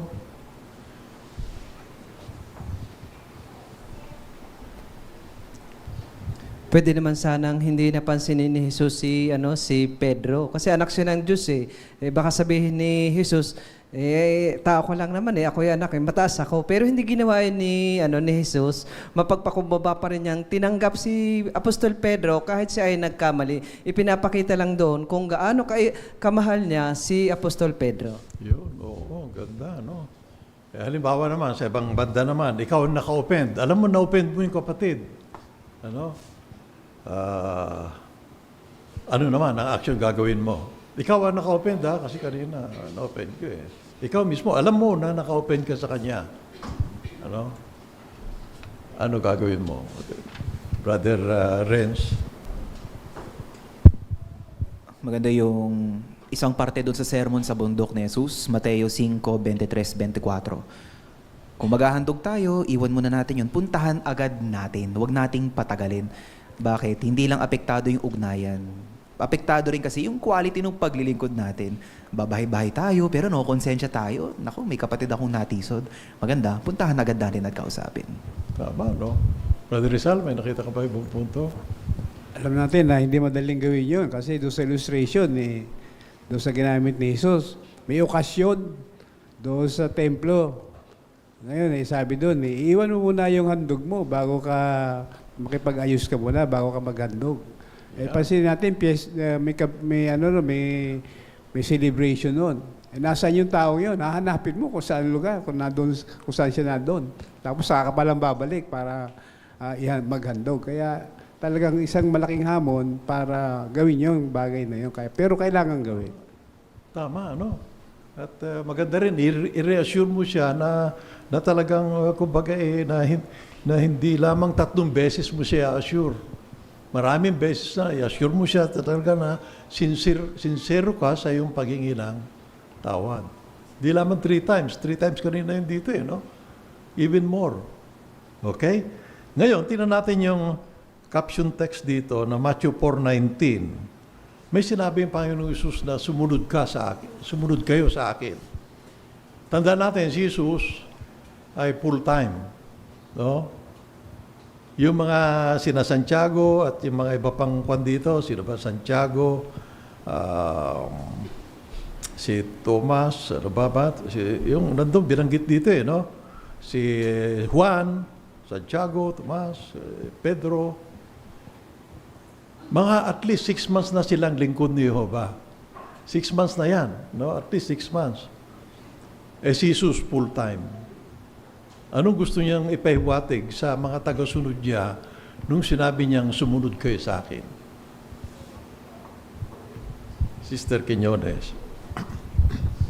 Ang gusto doon ni Jesus ay maalalayan niya yung kanyang mga alagad na gumawa ng desisyon. Yung teksto na diretsahan sinabi na sumunod kayo sa akin, ito ay pagbabago ng kanilang buhay. Magiging mangingisa sila ng tao. Kaya maganda naman yung naging response. Pero sa ngayon, bilang lokal na pagkakapit, ang paanyaya ay open sa lahat. Pero hindi talaga ito madali sa bawat isa. Kaya yung binabanggit dito sa reference na yung pagdi-decide ay wag ng pag-alinlangan, lalo na ang gawain ito ay para kay Jehovah. Yun. Yung clue kanina, tama yung sagot, no? Si Jesus full-time. Yung mga tagasunod niya, mga publisher, at least 6 months na silang lingkod ni Jehovah o tagasunod ni Kristo. So nung sinabi niyang sumunod kayo sa akin, anong gusto niyang maging gawin ng kanyang mga lingkod? Brother Roy Mata. Yung una doon na sumunod o tumugon, yung 4. Si Andres, si Pedro, si Santiago at Juan. Yun ang unang 4 na mga regular pioneer na tumugon sa paanyaya ni Jesus. Ayun, yun ang punto, no? Sumunod kayo sa akin. Ngayon, tayo naman. Halimbawa, sa field service, field service, house to house, tayo nangunguna. Sabi natin, sumunod kayo sa akin. O, paano natin kakapit yun? Na, sa mga nangunguna, susunod ba sila para ituro mo lang? Magtuturo ka ba? O anong dapat ipakita mo sa kanila, Brother Risa? Sister Lilia naman, please.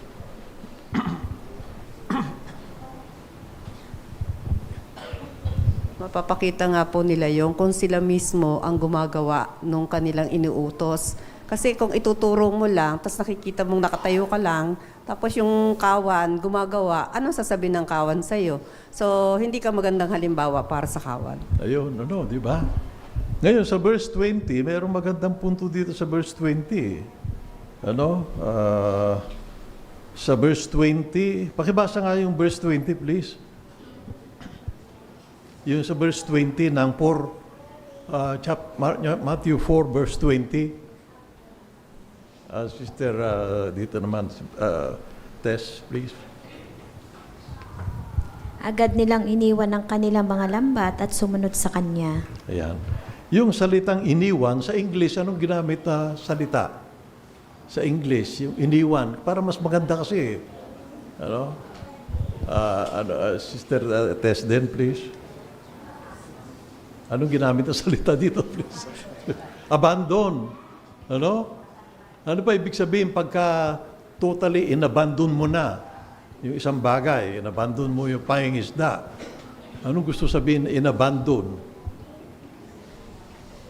Ba dito, brother, dito naman. Okay, Odi? iniwan po. Ibig sabihin po, umalis na sila doon sa comfort zone nila na pangingisda.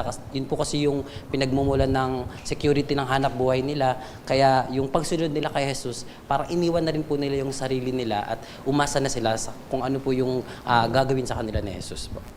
Hindi na nila babalikan. Abandon eh.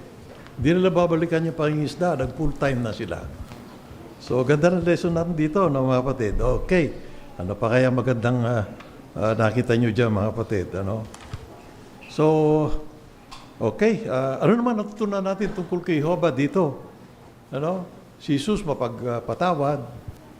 O ano natutunan natin kay Jehovah? Sister C.K. Quinones, please. Kahit hindi tayo sakdal, ang kanyang bayan walang sakdal, pero pinagkakatiwalaan ni Jehovah ng mga ganitong mabibigat na gawain, nagliligtas buhay na gawain. Kaya yung pagpapahalaga naman natin kay Jehovah na pinagkakatiwalaan tayo, ay gawin din natin yung buong makakaya natin. Ayan, oo, no, di ba? Tama, no? Okay, good. So, may nakita pa kayo punto? Sister Rose, natutunan natin kay Jehovah.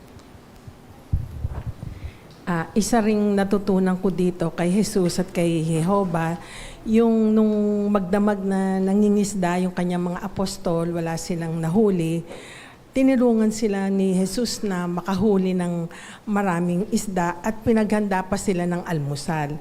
So yung aral dito, pinakikita nito na mahal ni Jesus at ni Jehovah ang kanyang mga nalingkod at nagmamalasakit sila hindi lamang sa espiritual na pangangailangan natin, kundi maging sa pang-araw-araw na pangangailangan natin kapag tayo ay naglilingkod at nagtitiwala tayo, natutulungan tayo ni Jehovah. Ayan, okay, good. So, okay, lipat na tayo sa isang chapter naman. Susunod, 93, bumalik si Jesus sa langit. Sa Galilea, nakipagkita si Jesus sa mga tagasunod niya. Binigyan niya sila ng napakahalagang utos. Humayo kayo at gumawa ng mga alagad mula sa lahat ng lupain. Ituro niyo sa kanila ang mga itinuro ko sa inyo at bautismuhan sila. Pagkatapos, nangako siya, tandaan niyo, lagi niyo akong kasama. Sa loob ng 40 araw, matapos siyang buhayin muli, nagpakita si Jesus sa daan-daang alagad niya sa Galilea at Jerusalem. Tinuruan niya sila ng mahalagang aral at gumawa siya ng maraming himala. Tapos, nakipagkita si Jesus sa kanyang mga apostol sa huling pagkakataon sa bundok ng mga Olibo. Sinabi niya, "Huwag kayong umalis sa Jerusalem. Patuloy niyong hintayin ang ipinangako ng Ama." Hindi naintindihan ng mga apostol ang gusto niyang sabihin. Nagtanong sila, "Magiging hari ka na ba ngayon ng Israel?" Sinabi ni Jesus, "Hindi pa ito ang panahong itinakda ni Jehovah para maging hari ako. Malapit na kayong tumanggap ng kapangyarihan sa pamamagitan ng banal na Espiritu at magiging mga saksi ko kayo. Mangaral kayo sa Jerusalem, Judea, Samaria at sa pinakamalayong lugar sa lupa." Pagkatapos, umangat si Jesus sa langit at natakpan siya ng ulap. Nakatingala pa rin ang mga alagad pero wala na si Jesus. Umalis ang mga alagad sa bundok ng mga Olibo at pumunta sa Jerusalem. Lagi silang nagtitipon at nananalangin sa kwarto sa itaas ng isang bahay. Hinihintay nila ang karagdagang utos na ibibigay ni Jesus. Okay, maraming salamat, Brother Brian, sa inyong mahusay na pagbasa. Anong iniutos ni Jesus sa mga alagad niya? Brother Bart, sige.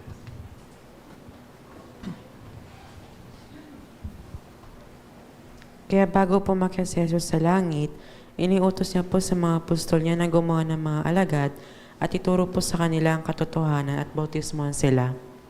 Alright. So, anong pangyayari ang naganap sa bundok ng mga Olibo? Anong pangyayari nakita nyo, mga kapatid? Sa bundok ng Olibo. Diyan naman, ano mga kapatid? Anong ginagawa nila doon? Sister Iya.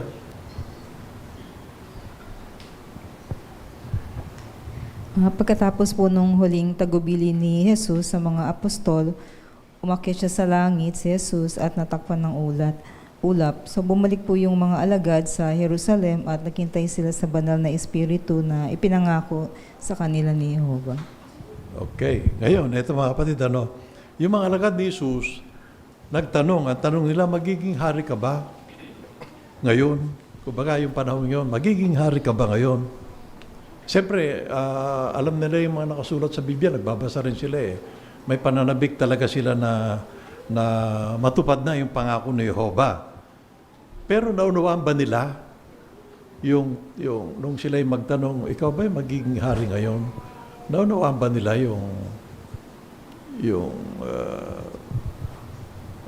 kung ano yung tanong nila talaga? Yung tanong nila, magiging hari ka ba ngayon? Ano, naunawaan ba nila o hindi? Yung tanong na yun, makikita nyo kung naunawaan ba nila o hindi. Brother Joel Nuestro, please. Siguro ay may pananabik pero hindi nila naunawaan. Kasi matagal na may inaantay ng Hudyo yung pagdating ng Messiah eh. Kaya lang very physical yung kanilang pag-aantay na para bang isang gobyerno na luluklok at magbabago sa kalagayan ng Jerusalem. Ayun. Kaya sabi ni Jesus, hindi. Ganda, no? Diba? Hindi nila naunawaan eh. Pero nagalit pa si Jesus dahil di nila naunawaan siya. Hindi rin. Ano? Inunawa niya sila. Talagang, pero ang maganda doon, hindi nawalan ng tiwala yung mga alagad kay Jesus. Ano? O, halimbawa naman ngayon, tingnan natin.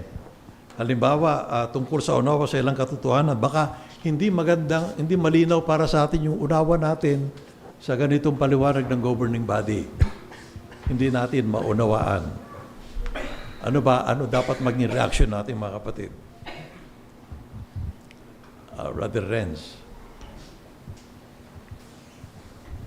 Maganda yung halimbawa nila doon sa Gawa 1:14. Sabi doon, silang lahat ay paulit-ulit na naghanap ng sagot? Hindi. Paulit-ulit na nanalangin. So, ganoon din tayo. Baka wala sa jw.org yung sagot. Baka nasa ibang website, social media, YouTube. O, delikado yun. Mag-pray tayo, hindi lang para mahintay natin yung sagot, para magkaroon tayo ng pagtitiis, mapaghintay na sa loobin. Sa gayon, hindi natin iwan yung katotohanan. Ayun, gandang punto, no? Nandudun nga sa Gawa 1:14 yun, ano?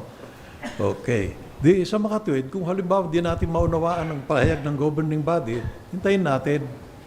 Hintayin natin. Kung halimbawa gumawa sila ng adjustment, o yung adjustment, hindi na natin ginagamit yung pagbabago. Ano? Adjustment na ginagamit. No? Oo, adjustment. Okay, di ngayon, at check naman, ibibigay ang linaw ni Jehovah. Makakatiyak tayo doon. Ito ngayon, tanong mga kapatid, sa 28:19, ano ba sabi doon? Anong idea nando doon? Gumawa ng, ayun na, Brother Nolan.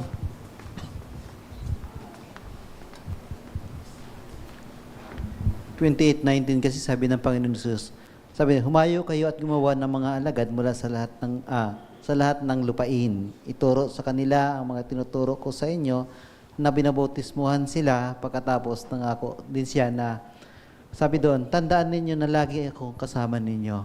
Yeah. So, napakaganda, no? Na habang tayo ay nangangaral, nagtuturo sa mga tao, gumawa ng alagad, nandyan pala siya, kasama natin. Oo, tama. Ano? Okay, palitan natin ngayon yung alagad ng estudyante. No? Bakit kaya? Bakit kaya? Gumawa tayo ng estudyante. Ganun muna. Oo. Kasi ang punto natin doon, halimbawa, estudyante kayo sa school. Estudyante tayo elementary or high school. Meron ba tayong record na nakasulat doon bilang estudyante? Meron ba? Meron ba silang record? O, isunulat na lang kung saan yung pangalan nyo doon. Ano mga kapatid? O, teacher. Okay, Brother Rachito. Tiyak siguro kasi natandaan ko, nag-elementary, may roll call eh. Kung sinong pangalan kayo, may record yun. Okay. Brother, palagay ko, alam ito ni Kwan eh. Yung teacher natin, sagutin natin. Yung bang estudyante mo, Brother Junel, sinusulat mo lang sa isang papel na lang? O meron silang talagang class record? Meron po talaga na official. Master list, class record. Para isa lang po yung file organize. Ayun, oo, di ba? Ano lesson natin dito mga kapatid? Diba, nakatagpo tayo ng interesado. O, ano gagawin natin? No? Kung minsan scratch lang eh. Mamaya nawala na. Di ba? Oo, kailangan mag-maintain din tayo ng record. I-record. Si Tirampi? Okay. kailangan meron record book tayo para alam natin kung anong petsa, araw ang pagpunta natin sa kanila. Ayun, oo, tama rin. No? Sister Quiñones? At kapag may record book tayo, ang mga inaaralan natin sa Biblia, seseryosohin nila yung Bible study. Hindi nila mamaliitin ito, lalo na't napakaraming maling informasyon na talaga mas nalaganap. Kaya tayo mismo makitaan talaga na may record book din at sinusunod natin yung schedule natin sa kanila. Okay, good. Sister Irene Tamosa, please. At ang paglalagay po ng record ay isa ring paraan ng pagpapakita ng interes. Kasi pag pumunta po tayo doon, di na natin sasabihin yung nakadaster na pula o kaya dati may puno dito. Kung detalyado po natin nilagay yun, makikita nung kausap natin na talagang natandaan natin siya at nag-iwan tayo ng tanong sa kanya na pwedeng simulang pag-uusap. Ayun, oo. Lalagyan natin lahat yung impormasyon doon. Ano, sa isang notebook. Ano ba, meron naman kayo eh. O kaya kahit dito sa ano nyo, gadget. Pero kailangan may notes kayo. Baka mamaya, di nyo na rin mahanapan kung saan nyo na isulat yun. No? Kailangan meron kayong, kumbaga, notes. Doon nyo na ilagay lahat yung RB nyo. Ganoon. No? Okay. Ano naman, natutunan natin tungkol kay Jehovah. Halimbawa, yung 28:18. Pwede ba basahin natin 28:18 ng Mateo, please? 28:18. Sister Carmen, please.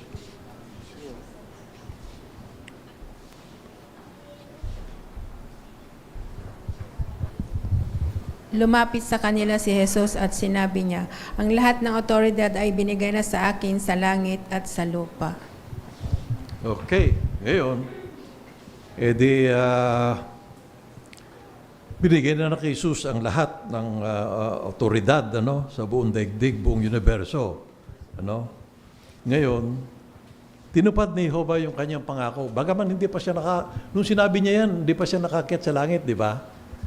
Kumbaga, ika-40th day niya ata yan eh. Yan ang 40th day niya na bago siya umakyat nandudun yung 500 na mga naka-witness sa kanya na umakyat sa langit hanggang sa nung nasa ulap na hindi na siya makita.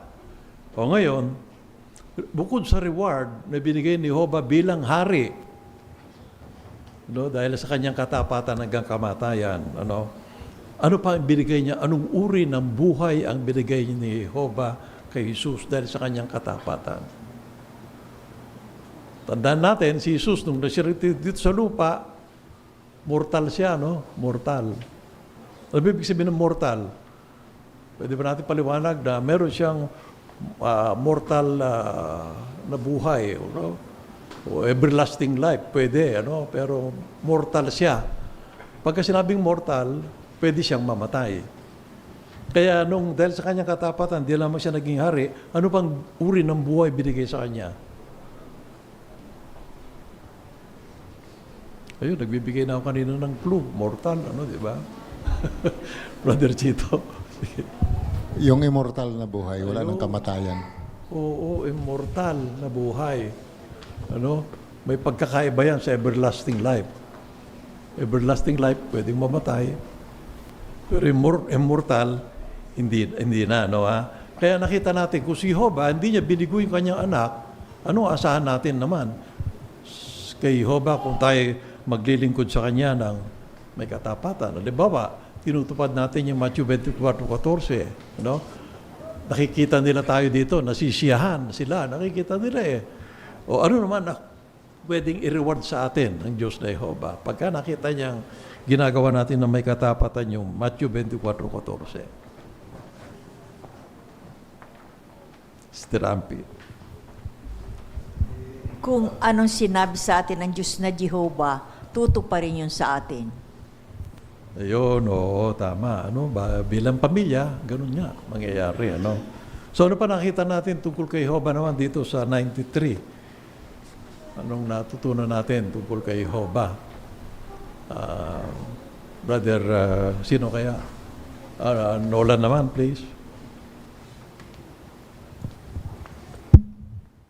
Kung ang Panginoon Jesus ay binigyan niya ng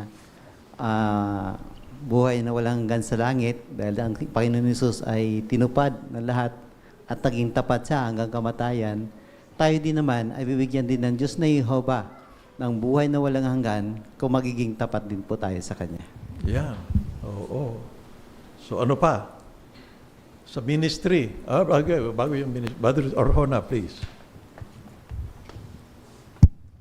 Sa ministry, magkamis naka-encounter tayo na nagsasabi ng mga bulaan tayo dahil pabago-bago daw ito ng turo. Dati ganito kayo. Dati gano'n naman ganito. So hindi naman natin yun ikasama ng loob sapagkat gano'n talaga. Kahit mga apostol yun, nagkamali ng akala. Kanina, akala na magkakaroon sa Jesus, dahil sa kasakdalan. Ang mahalaga, binabago natin, sinusunod natin kung anong tama na tuklasan ng ating samahan sa Biblia. Aminin natin na talagang mayroong pag-adjust pa ng ating tawag dito mga turo dahil sa bagong katotohanan. Tama. No, okay. Brother Bong Libres. Sa ministeryo ay may suporta ang ating Panginoon Hesus. Tinapos niya yung utos niya, yung nangako siya na sasamahan niya tayo bilang mga tagasunod niya. Kaya para sa akin, ay nagbibigay ng lakas loob ito para magtiwala sa Kanya at magsikap na sumunod sa utos na iyon ng ating Panginoon Hesus sa ating ministeryo. Yan. Paano niya tayo sasamahan? Nasa langit. Kailan pa ba niyang mula sa langit, bababa siya rito para samahan tayo? O sa paano paraan niya tayo sinasamahan? Anong kanyang, Sister Irene naman, please. Kaya ituri po natin na isang malaking pribilehiyo ang atas na gumawa ng alagad at mangaral. Kasi nga po, kasama natin, siya, sa pangunguna po ng Panginoon Hesus na isasagawa po natin yung kanyang utos. So anong kanyang gagamitin para kasama natin siya, Brother Rizal? Si Jesus kasi yung ulo ng kongregasyon. At bilang ulo, maraming tagasunod siya. Kasama niya yung tapat at matalinong alipin. Kaya kung tayo sumusunod doon sa tapat at matalinong alipin sa mga guidelines nila, mga paraan, sa diwa, sinusunod natin si Jesus. Ayan, tama yun. Medyo naubos ang panahon natin. Parang yung presidente ng Amerika, di ba, 50 states, kailangan ba pupunta pa siya sa bawat states na yun para mag-preside?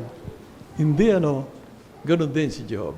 Brother Renz, sige, meron pang, titirang, Sa congregation naman, baka may mentor tayo, Bible teacher. Hindi tayo katulad ni Jesus na forever kasama natin yung study natin. Kaya maganda, i-direct natin yung turo natin dun sa isa na pwede nilang makasama magpakailanman. Ayun, ganda. Maraming salamat sa inyo lahat, mga kapatid. Talagang nakahanda kayo.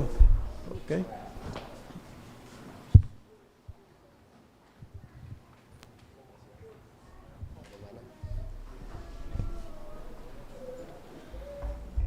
Maraming salamat, Brother Calso, at kay Brother Brian Jacinto sa pangunguna ng talakayan sa ating pag-aaral ng kongregasyon sa Biblia.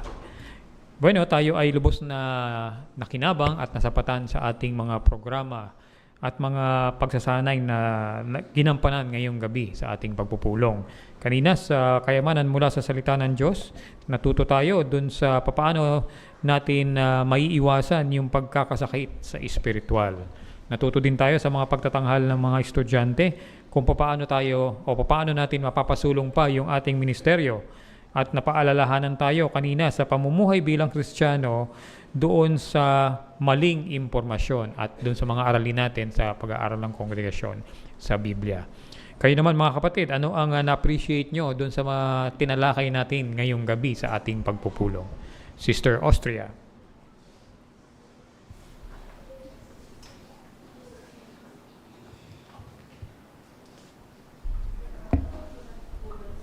Mag-ingat mula sa maling impormasyon, yung huwag tayong masyadong kagad mapatol sa mga fake news, ganyan. Tapos alamin natin yung original source nito. At saka i-apply natin yung Thessalonica 5:21 na tiyakin ang lahat ng bagay. Okay, salamat po. Brother Francisco?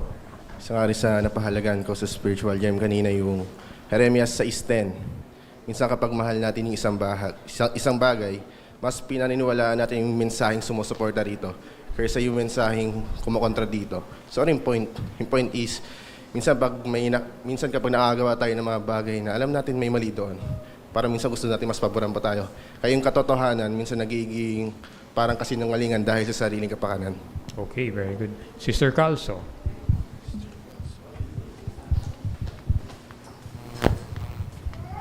Ang sabi nga sa gumawa, Matthew 20:19-20, gumawa ng alagad Paano tayong gagawa ng alagad kung hindi tayo nangangaral?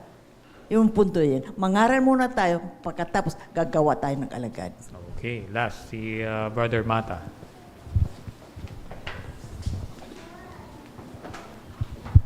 Yung sinabi ni Pedro kay Jesus, o sinabi ni Jesus kay Pedro 3 beses. Yung unang 2 beses, lumilitaw doon yung pandiwang Grego na agapo. Ibig sabihin, tiniyak talaga ni Jesus kay Pedro na mahal talaga siya ni Jesus. At si Pedro ganoon din sa kanya. Yung panghuli, pandiwang Grego ulit, na binanggit naman doon na Pilyo, tiniyak ng personal ni Pedro kay Jesus na talagang mahal na mahal niyang Panginoon niya. Okay, salamat. No? Ano naman ang aasahan natin o aabangan natin sa mga paksa na ating tatalakayin next week? So, isa sa mga pananabakan natin mga kapatid ay yung paksa na hinamak nila ang templo ni Jehovah. Ano kaya yung nais iharap sa atin ng paksang ito? Merong tanong dun sa dulo ng bahagi next week, no?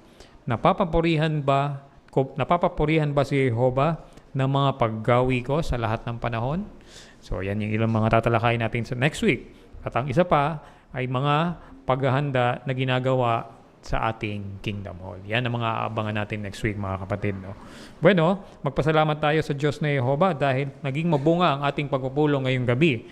Marapat lang napapurihan natin siya sa pamamagitan ng pag-awit. Awitin natin ng sabay-sabay ang bilang 68 na may pamagat na paghahasik ng binhi ng kaharian.